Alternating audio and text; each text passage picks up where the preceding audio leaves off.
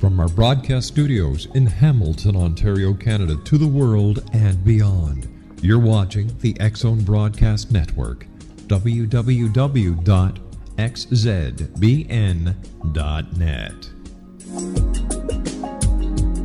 AVS Media Demo.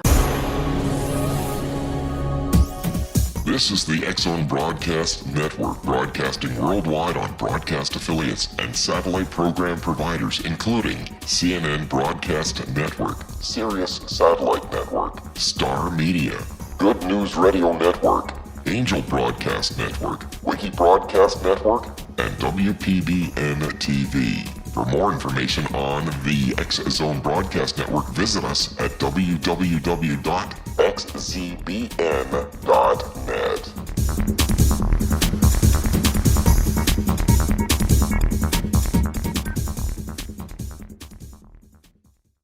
AVS Media Demo. Papa Hotel Lima Echo November radio check. Papa Echo November, good afternoon, read you 5. Good afternoon, read you 5 as well, Papa Echo November.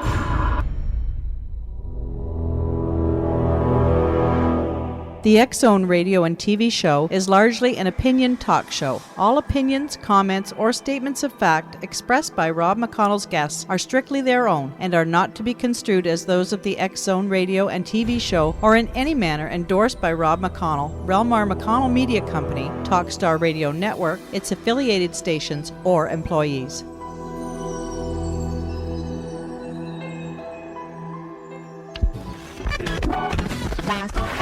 All Hit Radio.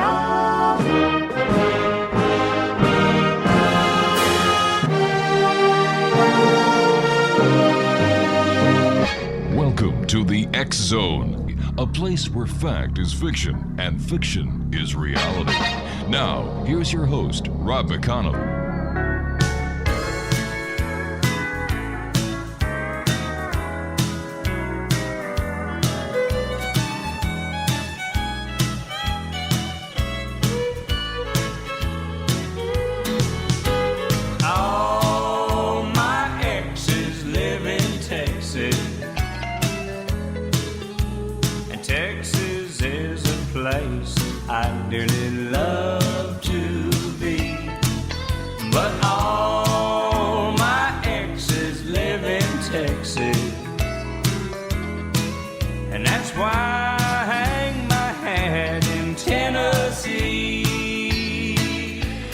And welcome back to the X-Zone, everyone. We had to find a Texas song, and Craig found All My Exes Live in Texas by Garth Brooks, because our guest this hour is Gary L. Wimmer, and he is in Austin, Texas.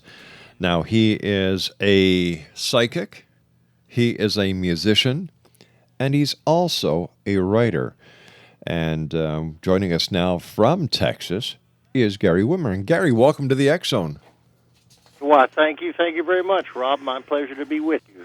My gosh, you're a psychic, you're a musician, you're a writer. Where does your interest in the psychic phenomenon come from? Well, actually, it came about in the late 60s. I was raised Catholic, and by the time I went through puberty, I realized that had its shortcomings. So in my search to understand God or religion or spirituality, in the late 60s, ladies turned me on to some Edgar Cayce books, got me interested in it, and from then on it's been continuing to fascinate me, just the psychic world. So I got started rather early. And you're also a musician. Tell us a little bit about your musical career. Well, I started playing music way back in the 60s when I was 15, before the Beatles came out. Learned a lot of Freddie King, Jimmy Reed, and then the Beach Boys, and of course the Beatles and the Stones, and Dave Clark 5, and when the English invasion hit. Played most of my life since that time in every kind of band you could think of. Never made it rich and famous, but didn't have to work 8 to 5. That's one thing. I didn't have to get in the traffic. And from 93 to 99, I lived in Europe, played a lot of solo work over there, just acoustic guitar. Came back to Texas here in 2000, and last couple of years I've been playing less music. I'm doing a lot more psychic work. Do you find that your psychic abilities have have expanded over the last couple of years because, why I'm asking that is I've had the opportunity of speaking to a number of psychics, and they find that as we've gotten closer to this point in time, their abilities have just blossomed. I think it's where we're all headed.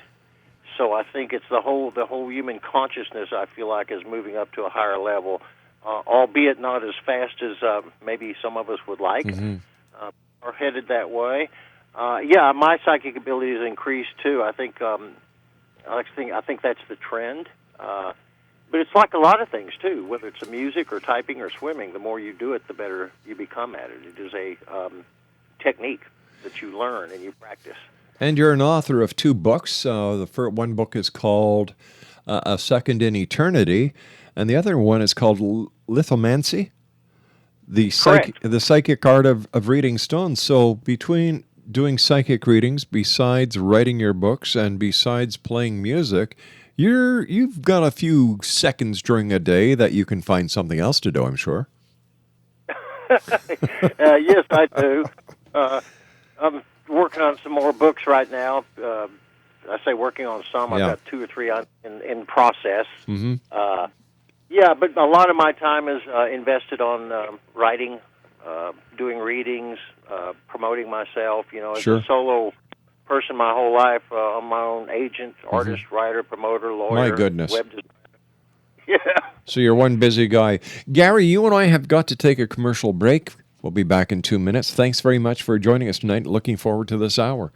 Exo Nation, Gary Wimmer is my special guest this hour. We're going to be talking to Gary about near-death experiences, psychic readings, stone readings, life after death, and much more. Gary's website is www.garywimmer.com, and that's GaryWimmer.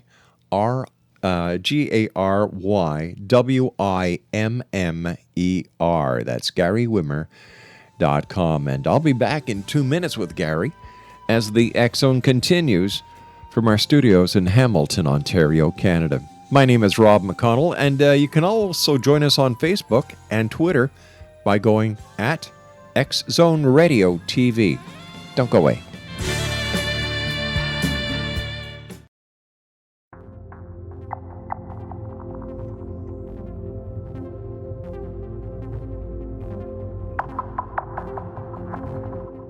How would you like to be able to read other people's minds? Well, the next best thing is here. When you know how to read a person's name, you know how the person thinks, feels, and behaves.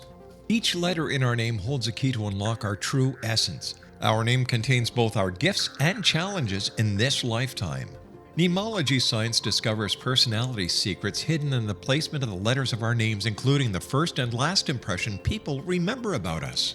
Sharon shows us how to interpret the arrangement of letters as outlined in her book, Know the Name, Know the Person. Sharon Lynn Wyeth created numerology science after 18 years of research and testing her theories, and has supported thousands of people around the world in understanding themselves and others better. You'll enjoy Sharon's unique teachings as she shares her system to learn the gifts behind your given birth name. Even if you don't like your birth name, there are jewels in this book. If you're thinking of changing your name, ready to name your child, or wanting to get along better with others, this is the book for you. If you'd like to improve your relationships and change your life for the better, get the book today, Know the Name, Know the Person, or visit www.knowthename.com. That's www.knowthename.com.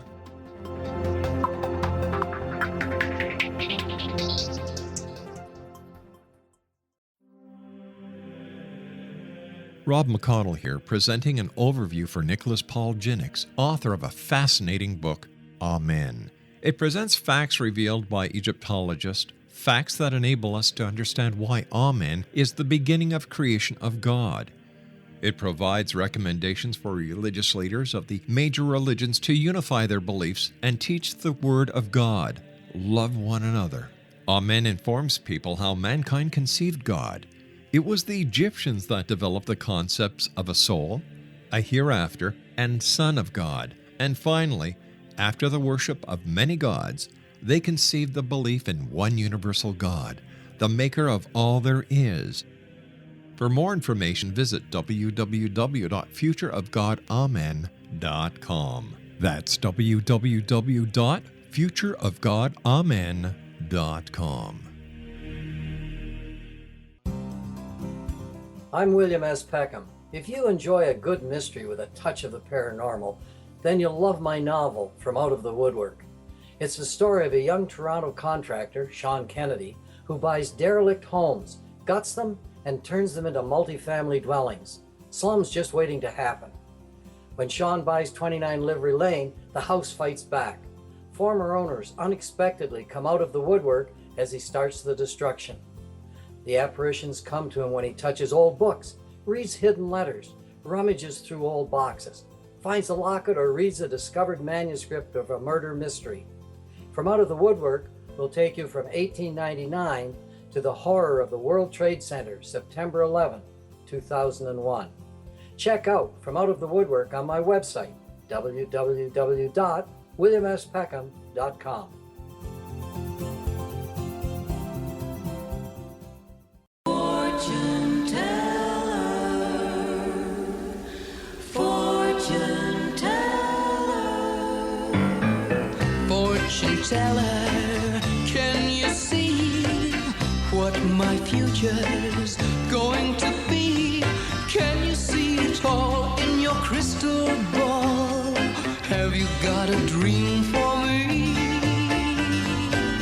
Fortune teller, is she free? Has she waited just for me? You can see it all in your crystal ball. Tell me that it's meant to be. Tell me, tell me, tell me, will we meet on a busy corner? Welcome back, everyone. Gary Wimmer is our special guest this hour. Gary's website is www.garywimmer.com. And he is a psychic, he's a musician, and he's an author. And Gary, I'd like to talk to you about one of your books called A Second in Eternity, true story about a near-death out-of-body experience and a voyage beyond the space and time into the infinite. Tell me about this book. Well, it was the most incredible experience of my life. In 1977, I noticed over a period of a couple days my psychic abilities started increasing, and then it got to the point of on 24 hours a day. I went through a week of that. My friends were very concerned. I was very concerned, but I was also going from extreme fear to the most enlightened feeling I've ever had in my life. At the end of a week of constantly escalating psychic ability and me wondering what the hell's going on, how do I turn it off, I was involved in a car crash as a pedestrian. I was hit head-on by a speeding car. Oh, gosh. And I left my body, went to what I considered the mind of God, stayed there for what it felt like an eternity, and then came back, not even knowing that I existed and that Earth existed, and landed back in my body in the middle of a street, completely elated, not even hurt. And it got more stranger from there, so to speak, with cops and ambulance and so forth. It was certainly the most incredible experience in my life, and I wish I could push a button and give everybody there a tour there and back. I can't, but if I could, I would. Beautiful. So where you went to, is that what most people would call heaven? I think so. It's I think so. It's the what I felt is infinite creativity and infinite love. I felt no awareness of a self at all or of a universe, but I felt like infinite creations, infinite possibilities, infinite love, and it felt like I was there for an infinite amount of time. And somewhere in the process, it felt like I was witnessing it instead of being at one with it and was drawn back. As far as the beauty, the harmony, and as Dr. Eben Alexander says in Proof in Heaven, he calls it the core. The feeling of infinite love is just unbelievable. You just cannot imagine it as a human being. It's so far beyond humanness. But that's what creates everything. That's the source. So tell me, Gary, do you fear death? Not at all. Not at all. It's Really? beautiful out there. And I tell people all the time, do not fear death. Our challenge is here before us now, right here in this life. But after when you leave this body, it's beautiful. There's no dangling heaven and hell before your eyes. And we decide in our next incarnation what we have to clean up, do right, come back and do it again, completely forgetting what happened in between lives. But death is just a passing. If anything I learned and I want people to know is do not fear death. Don't worry about what you can't control. Deal with your life right now. So what do you think, or what do you believe life is like after death? Where you leave your body, there's an awareness that you have, but you can be at all kinds of different levels. I think I took the fast elevator to the top level and came all the way back down from the top floor. There's all sorts of levels that souls can exist in, depending on what their choice is, what their level of awareness is, and so forth. And the clear definitions we make about things, whether, like, for example, a psychic, they say, are you intuitive, a psychic, a clairvoyant? Those are all human definitions. A lot of the things we define clearly because we're human, they don't exist so clearly defined out there. They're more like chunks of water in an infinite sea rather than clearly defined objects in space and time. So there's a lot of different dimensions and areas a soul can exist in, depending on all sorts of factors. There's so much out there, and so many different levels, and yet it's all one infinite mind seeing itself in infinite number of ways. That's kind of what I seriously believe. So when you came back from your near-death experience, were your psychic abilities more predominant? I'll say this. I became so aware in the week before I had this accident of how I read signs, how I see symbolism, which made me aware that everybody has psychic ability and everybody sees symbolism. We just tune it out a lot. After that experience, when I came back, yes, it was not turned up full blast. It was down to a controllable level, thank God. Full blast for 8 days, I couldn't take it anymore. It's too much. But yes, now I control it. But it's certainly more acute than it was before I went. Yes. All right. So if I understand right, you had this ability 8 days before the accident? Well, I actually started having psychic ability and giving readings way back in the early 70s. I see. So here's a question. I don't know if you've been asked this before. So if you're a psychic, how come you didn't know you were going to get into that accident? Well, interestingly enough, I did see a lot of premonitions about it while it was before I got into it, but I couldn't put all the dots together. I saw 9/11 way back in 1977, as I wrote in my book. But in Europe in 2001, on a cruise ship, I was performing on a cruise ship when it happened. I saw it on TV. I realized I'd seen those same pictures 30 years ago. But I couldn't put the dots together. So just because you see visions, just because you're psychic, doesn't mean you can always prevent life's curveballs and surprises and enlightening episodes from landing on your lap. So when somebody sits down with you, Gary, and they ask you to give them a reading, how are you able to connect the dots in such a short period of time and point them in the right direction? Well, it's a technique. I see. I use different techniques. Lithomancy is a technique I use. It's in a nutshell, it's based on 16 stones, Sun through Pluto, and 6 life stones: life, love, luck, commitment, timing, and place. And I drop them into a circle of leather that's just about 15 inches in diameter, just a piece of leather tied in a circle. Okay. And I see it as a clock, and I read it as a clock. So when I give a reading, I'm actually looking at the stones, how they point, how they touch, what they mean. And by looking at them, it's almost like I'm looking at a blueprint or a piece of sheet music. I've learned to interpret it. If you don't know anything about blueprints and sheet music and you look at one, it looks like Greek. But when I look at the pattern of stones, immediately I just see what it means. And as I start talking, going through the 3-month period, more and more things come to the surface. Nobody can tell everything. Right. And I wanted to give you a short story, Rob. About 8 months ago, Sure. I gave a reading to a lady on the radio, live reading. She was interviewing me about my book. So I told her in the 6th week she was going to have a lot of problems around her place and move, but it was going to bring her luck. And she said, "We're not going to move." It was 7 weeks later, she called me back. They'd been hit by Sandy. They lost everything. Oh, no. And indeed, they're moving. And I felt, kind of intense. And I said, let me ask you this. If I'd have told you it was going to be a hurricane named Sandy, it was going to wipe out you and all your neighbors, and you should sell your house today, on my word, 5-6 weeks before it happened, if I could tell you that exactly what was going to happen, would you have sold your house and moved? And the answer is probably no. So even psychics that predict things can't prevent things from happening sometimes, and we don't get all of it. I didn't see it was Sandy at the time, but I have seen it. I don't know. Maybe if I looked hard enough, maybe if the time was right, that happened then. So yeah, I couldn't prevent her from having a tragedy in her life because I didn't know what it was, and even if I would have known, we would have sold her house. If you are sitting in front of somebody giving them a reading, what you're telling them is not set in stone. If you tell them something, and let's say, for example, you say, if you turn right, this will happen, and they figure, well, screw you, I'm going to turn left.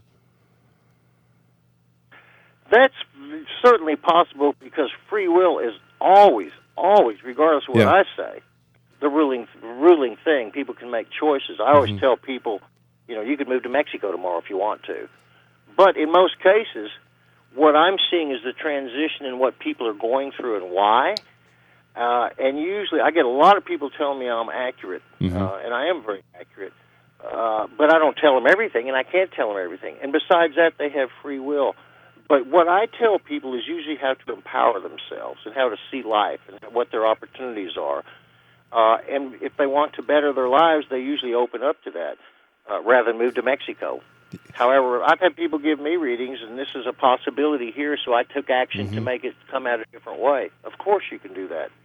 I'm just wondering why anybody would want to move to Mexico. Well, I'm not sure either right now. That kind of threw me. I certainly do. I'm just having a good time with you, Gary. What is the most frequent question you get asked when you're doing readings?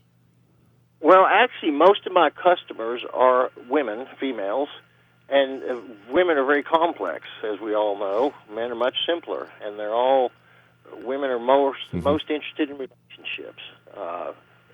And that's usually probably the most important thing, even if they don't ask that question. When I do a reading for a woman, her relationships jump up from the surface, and that's always very important. It connects to everything else. Whereas men, it's like you have your relationship and your job and your communication here, and we separate things. So probably the most questions I get are from women about relationships. Even if they don't ask that question, I see it in the reading. Because when I do lithomancy readings, I don't want anybody to tell me anything. All I want to do is, all they have to do is say drop. I drop the stones for them. I don't want them to tell me anything. I like to dive in cold. But yeah, free will is always there. Certainly is. All right, Gary, you and I have to take our commercial break. Please stand by. Exo Nation, Gary Wimmer is my special guest. And Gary and I will be back on the other side of this news break. 1-800-610-7035, worldwide toll-free. Email xzone@xzoneradiotv.com. On MSN Messenger and Skype, Xzone Radio TV. And our website, www.xzoneradiotv.com. The X Chronicles newspaper for August comes out, I believe, in 10 days, Mac Alexander was telling me. And watch out for the special insert we have. That's all I'm going to say. You're going to be surprised. I'll be back on the other side of this news break with Gary Wimmer, www.garywimmer.com.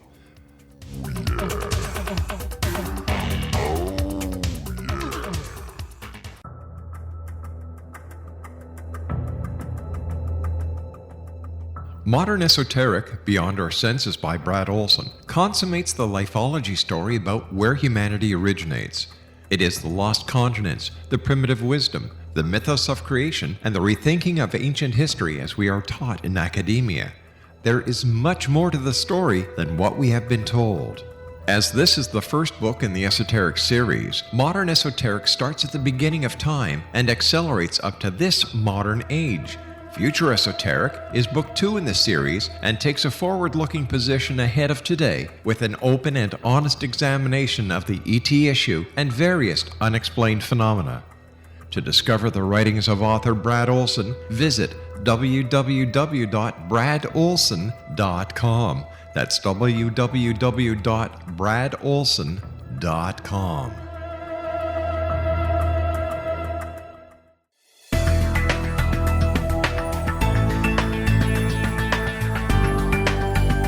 Do you think you have energy problems in your home? Do you feel better when you're away than when you're home? Joey Korn is a global leader in the world of dowsing who specializes in personal energy clearing and space clearing. He can help you create an ideal energy environment in your home no matter where you live in the world. Learn about his remote spiritual house cleaning services and much more at www.dowsers.com. You can get Joey's book, Dowsing, A Path to Enlightenment, as well as other dowsing books and tools, Kabbalah books, and Walter Russell books. Joey's work is really amazing. Go to dowsers.com right now. That's DOWSERS.com or call 1-877-DOWSING. That's 1-877-369-7464.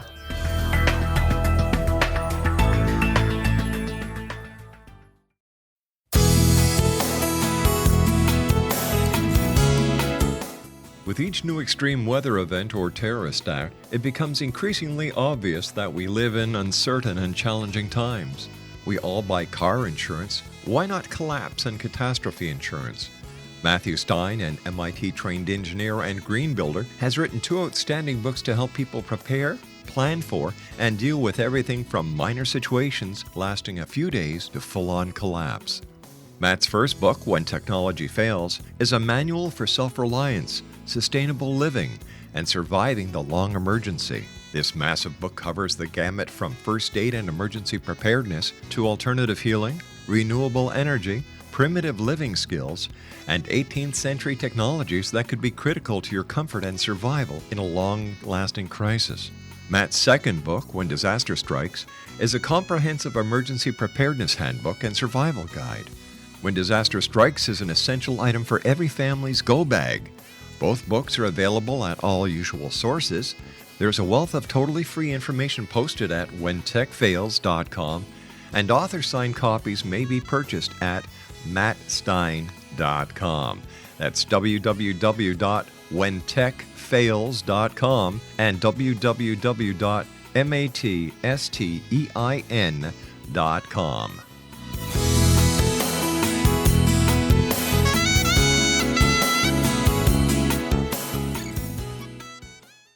This is Ken Elliott. When I'm floating around the universe, I always try to tune in to Rob McConnell. Hi ho there, Trinity Frog on Sesame Street. When I want to find out what's going on with UFOs or ghosts, I listen to the X Zone with Rob McConnell. This is Les Corrigan from Target Internet Development. You're listening to Rob McConnell on the X Zone Radio Show. This is John Hogue, Prophecy Scholar, and you're listening to Rob McConnell in the X Zone. Welcome to the X Zone, a place where fact is fiction and fiction is reality. Now, here's your host, Rob McConnell.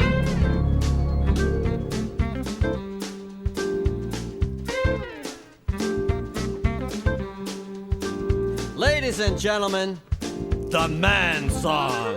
He's the man. He's the man. I don't take no crap from anybody else but you.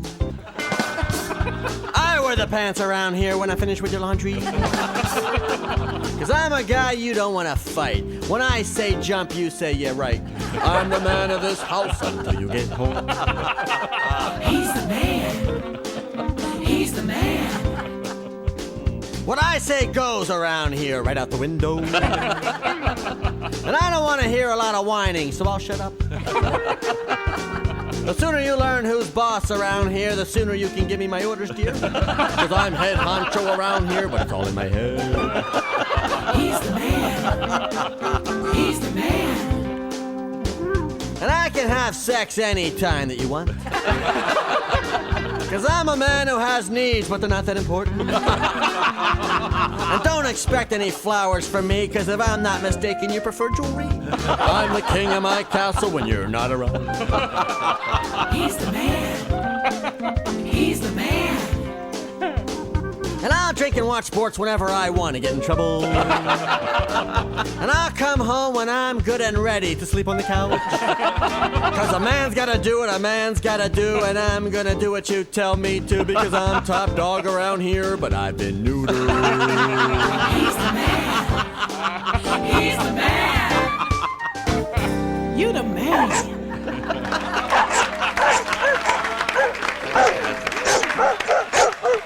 And there we go. That goes out to all us guys. All right, stop those dogs from barking, will you? There you go.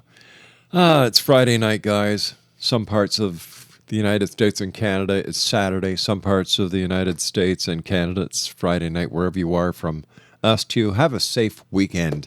My guest this hour is Gary Wimmer. And what did you think about that song, Gary? I thought it was great. I've never heard it, but I thought it was great. Well, when we come back from our last break, there is another side to that song called the woman song. So because we're I believe in equality, we'll play the woman song later on. All right, Gary, are your stones all charged? Yeah, they are, as a matter of fact. All right, Bob. what I'm going to tell the audience what we're doing. XO Nation, over the commercial break with the news, I asked Gary if he'd give me a reading on air. So he said he was going to charge up his stones, and once they were charged, all I have to do is say, drop them. So let me know when you want me to give you the cue. Anytime you feel like saying drop, Rob. Okay, hold on here. Drop. There you go, man. Well, you've got, you've got Neptune right in the middle. Knows a lot of things about spirituality and learning and fresh things. You've got the commitment stone, Mercury, the Sun, and Venus, and Saturn, all from the center o'clock to 1 o'clock. And what this is showing me is there's a lot of fresh things about your relationship, about communication, and there's some things that are both about business that are both, you've got a lot of inspiration, you've got a lot of confidence, you've got a lot of communication, but you're having to do some organization here. You're having to put some priorities on a lot of things, be them the network, the relationship. So Saturn is coming into play here in the first and second week, which is showing you how, even with great communication and great things about relationships, you're having to shift some priorities around, do some fresh organization. But what that's bringing you by the third week is an incredible amount of freshness about everything, about your relationship, about activities, and about your this Neptune spirituality, how you're advancing that cause in a lot of ways. You're actually a fairly psychic person yourself. There's a lot of psychic energy you have. I think you probably don't take it as serious as you could, but you do have a lot of that natural energy. But by the second and the third week, as you've got a lot of real fresh things happening in your life, kind of some really interesting surprises and so forth, new twists, that's going to help you not only with this further organization, but it's going to help you make very good decisions about finances, about business, about expansion here. And by the fourth and fifth week here, with both the luck stone and the life stone, what's happening around the fourth and fifth week is really taking you up to another dimension. It's almost like you're expanding again, or seeing the next level of expansion coming into your life. And it feels like it's both professionally and relationship-wise. Even though they may be kind of disconnected, they seem to kind of go along the same path in some way. And by the sixth and seventh week here, there's a place stone. And that's showing that you're... there's a lot of fresh things about place. There's a lot of there's some healing going on within your life about love, and there's some things about how your organization, how you're moving forward that are affecting place, probably studio, probably activity, and so forth. But from the 9th to the 10th week here is when the emotions and new directions really fall into play. And most importantly, by the end of this 3-month period, I'm going kind of fast, just to give you a little general idea. By the end of this 3-month period, the decisions you're making here in the first week or two are going to really show you how you've reorganized a lot of things for the betterment of a lot of things, not only yourself, the relationship, but your communication, your business, the stations, and so forth. It's going to show you not only how you've done this, but it's going to really, the magic stone is sitting on the outside. It's actually pointing to the phone that I'm talking to you with. So I read the signs. I literally read the signs. And that means you've got a whole new sense of direction here coming in beyond this 3-month period. Almost like you're, it's like you're getting your master's degree and moving up another step. So there's going to be a lot of fast activity beyond this 3-month period because of the organization, reorganization, balance, and the fresh creativity that's coming into your life in this first couple weeks. Now that's kind of in general what I'm seeing for 3 months. Wow. Does it ring bells to you at all? Yeah, it does. It does. It does. You hit on a number of key points that you can't know about. But you did it. Well, it's just by looking at the stones, how they point and how they touch. It really is. I look at them and I see I feel what they're telling me. Sometimes in a lot of clarity and sometimes general. Well, but if I spend 30 minutes, it's a lot different than spending 3. But you know what? I appreciate what you've done, and I thank you, sir.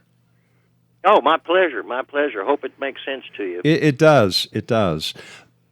I'd like to go back to something that you and I touched on very briefly. You were telling me, and the X-Zone Nation, that you teach people how to create positive outcomes and how to stay empowered. How do you do that? Well, the basic idea, and it's something I have to practice myself all the time, what it is basically is re-educating yourself. Every time you feel yourself getting blue, get disoriented, giving up, hope, and I go through plenty of those cycles myself. But you take control, and it's a technique. There's techniques to do things. Life is a technique. Swimming is a technique. Being on the radio, as you know, is a technique. But we forget sometimes that life has its techniques, too, just like turning life around. So a lot of creating positive outcomes is thinking positively. And the most important thing, I think, in anybody's life is the moment before you. Because every moment in time, we're making a decision, consciously or subconsciously, whether the universe is treating us right and rewarding us and beautiful, or whether it's raining on our parade and we're being picked on and nobody loves us. So that's really creating positive outcomes, is recognizing at the moment.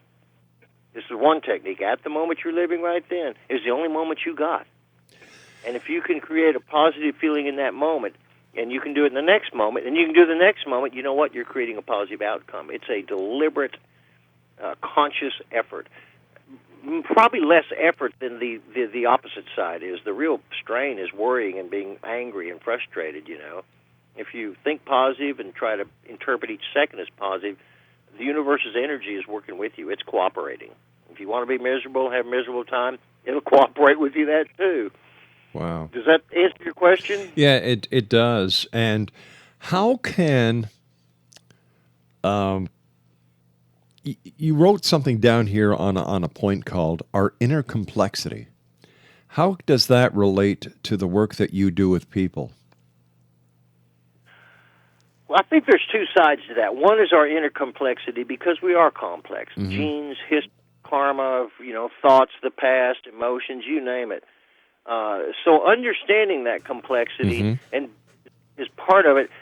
Most importantly, is being at peace with it, because no matter how complex and confusing life is, if we draw within ourselves and meditate and give ourselves love and peace and happiness, our inner complexity becomes rather easy to deal with.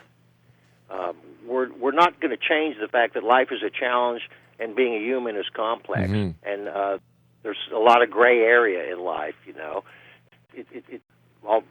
there's a lot of round pegs and square holes. There's a lot of curveballs.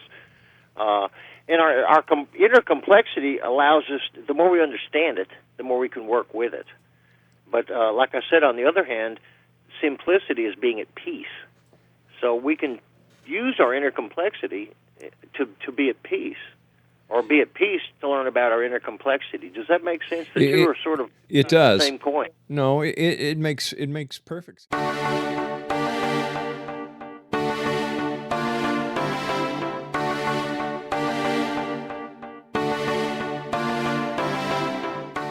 What if someone told you you could live to be 120?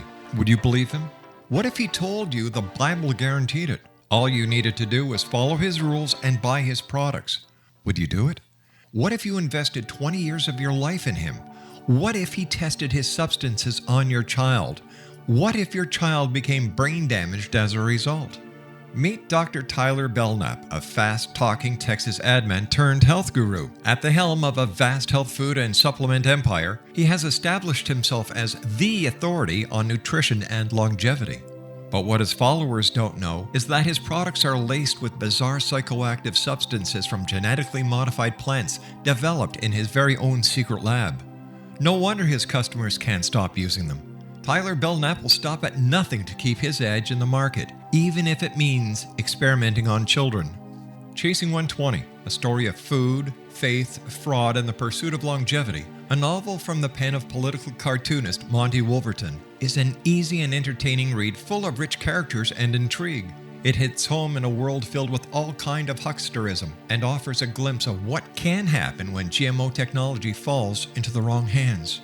Chasing 120 by Monty Wolverton. Get your copy today at www.ptm.org/120 or on Amazon.com.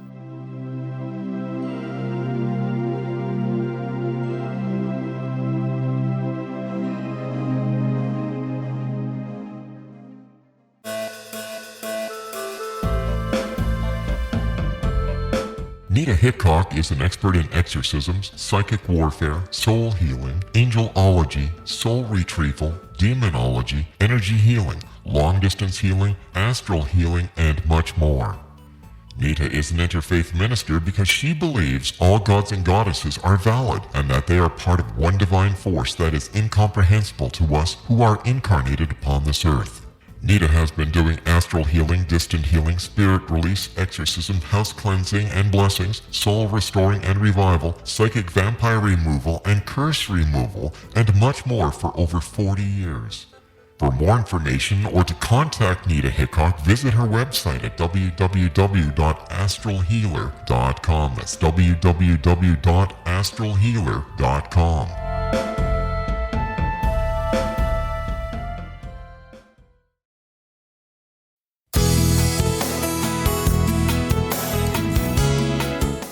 With each new extreme weather event or terrorist act, it becomes increasingly obvious that we live in uncertain and challenging times. We all buy car insurance. Why not collapse and catastrophe insurance? Matthew Stein, an MIT-trained engineer and green builder, has written 2 outstanding books to help people prepare, plan for, and deal with everything from minor situations lasting a few days to full-on collapse. Matt's first book, When Technology Fails, is a manual for self-reliance, sustainable living, and surviving the long emergency. This massive book covers the gamut from first aid and emergency preparedness to alternative healing, renewable energy, primitive living skills, and 18th century technologies that could be critical to your comfort and survival in a long-lasting crisis. Matt's second book, When Disaster Strikes, is a comprehensive emergency preparedness handbook and survival guide. When Disaster Strikes is an essential item for every family's go bag. Both books are available at all usual sources. There's a wealth of totally free information posted at whentechfails.com, and author-signed copies may be purchased at mattstein.com. That's www.whentechfails.com and www.mattstein.com.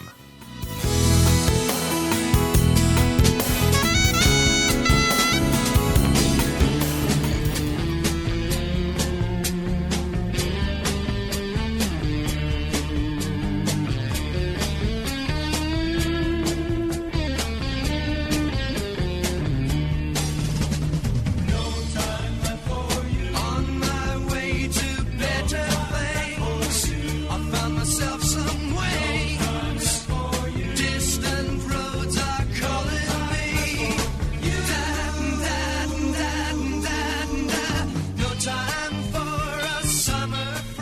Exonation, my guest this hour is Jonathan Gray, and we've been talking about the real history. You know, like, this is the only show you'll ever learn that the Chinese were over here way before Columbus. We talked about the trade with Egypt and the Phoenicians with North America, the copper. We talked about giants. We talked about trees that have been found that are over 1,000 feet in length. This is the true history. And once again, Jonathan, I thank you and the members of the scientific community and the archaeological community who are trying their very best to get the truth known, because I believe our history is rich and we can learn so much from history. So thank you for all the great work you do. Thank you, Rob. It's been my pleasure. One thing I'd like to talk about very quickly, we've got about 2.5 minutes, is that the last time you and I talked, and I wrote down this note about the suppression of some explosives that were discovered. Suppression? Yes, apparently there's been a suppression of some explosive discoveries. Oh, yes, yeah. Yes, many of these. And I believe this is probably something that's happening every day, if not every week, somewhere in the world. Suppression of discovery. It's simply because a certain group who are entrenched feel threatened by anything that's going to contradict their status. Oh. And degrees are involved, lifetime reputations, and also grants of money for research. If one scientist steps out of line, these are cut off from him. And that's a very sad thing. But there are many thousands of scientists today who are beginning to get a little bit braver and speak up. And so we know that this is not a conspiracy theory that there has been a suppression.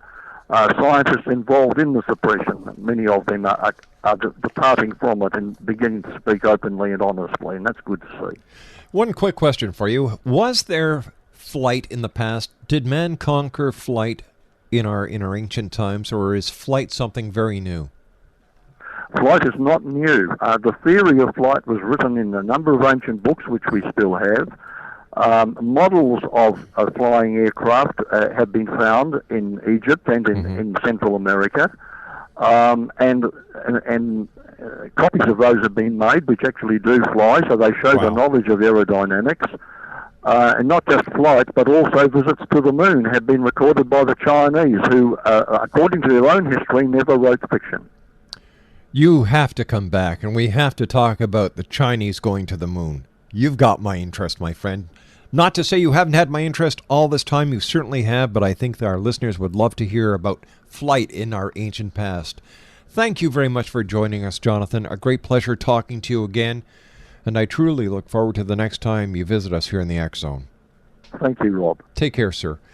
X Zone Nation, Jonathan Gray has been our very special guest this hour. His website, www.beforeus.com, and that's BEFOREUS.com. We'll have to have Jonathan back because, imagine that, Chinese on the moon way back when.